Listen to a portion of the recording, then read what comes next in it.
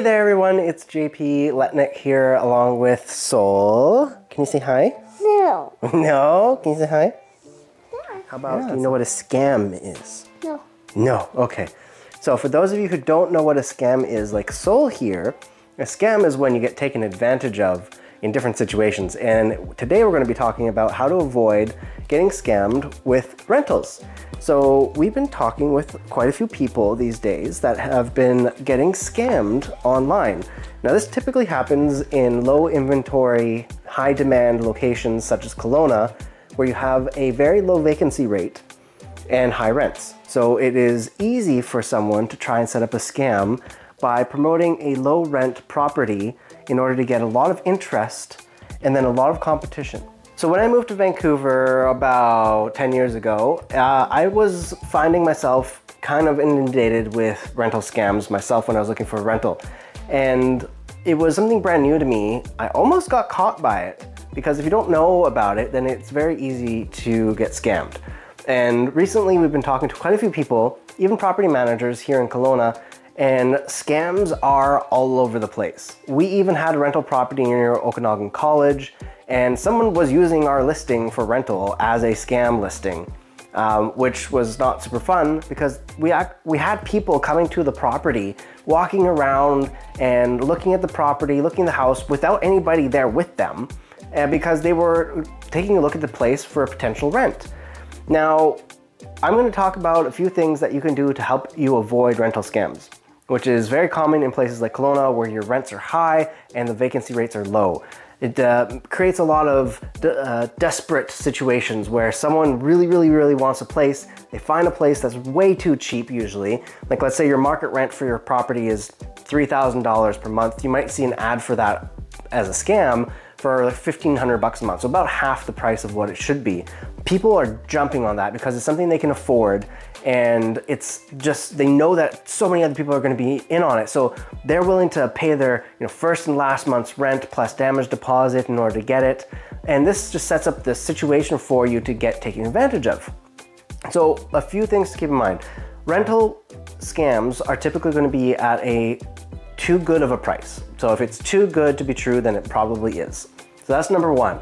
Number two is, does the person communicating with you, are they professional? Do they have a whole bunch of spelling mistakes or a lot of like exclamation marks and just unnecessary punctuation? If they have those, then typically it's gonna be setting off a red flag for you that maybe this could be a scam. And the next one as well is, are they asking for your SIN number up front on the application? This is something that is usually related to too much information. They don't need your SIN number right off the bat.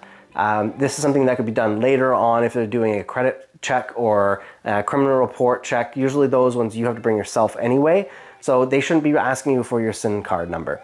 Now, if it's a professional like property management company, then they may ask you for your SIN number to do those checks, but that should be meeting someone in person and you should be able to see their business is reputable in town, so that should be fine. But if you're just dealing with a one-off person on Castanet or Kijiji or anything that has rental ads, and you're just dealing with text or email communication, never phone calls, and they're asking for your SIN number, then that's usually a red flag.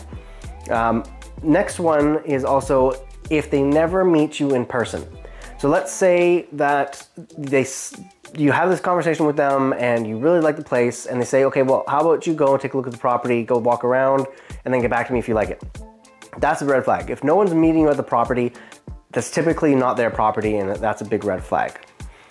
Another thing as well is if they're asking for more than just a damage deposit up front.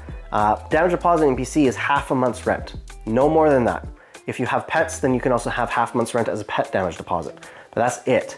If they're asking for first month's, that by itself should be red flag, but first month's or even first and last month's plus a damage deposit, run away, because they're not following BC tenancy law, and even if they're legit, they're not following BC tenancy law, and you don't want to get roped into that. So don't be so desperate to give so much money up front. Even people willing to pay, like I've seen 3 to 6 months payments up front. Don't do that.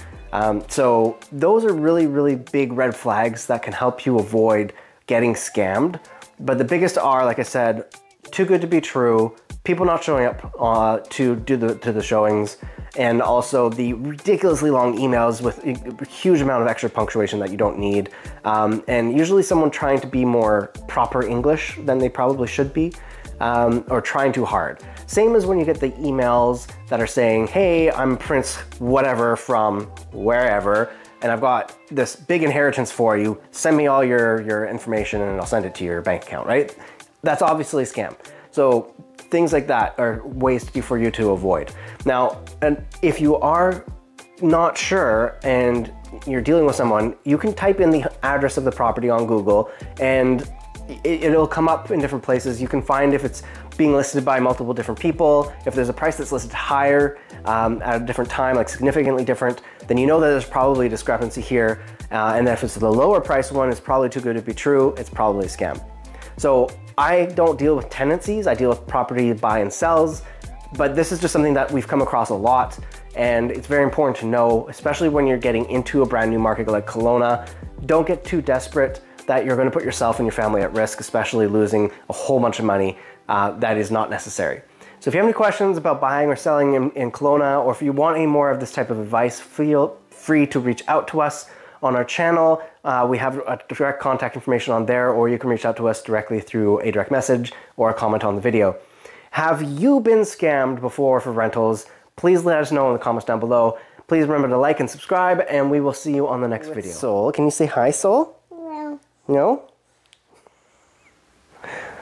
All right, back to what I was talking about.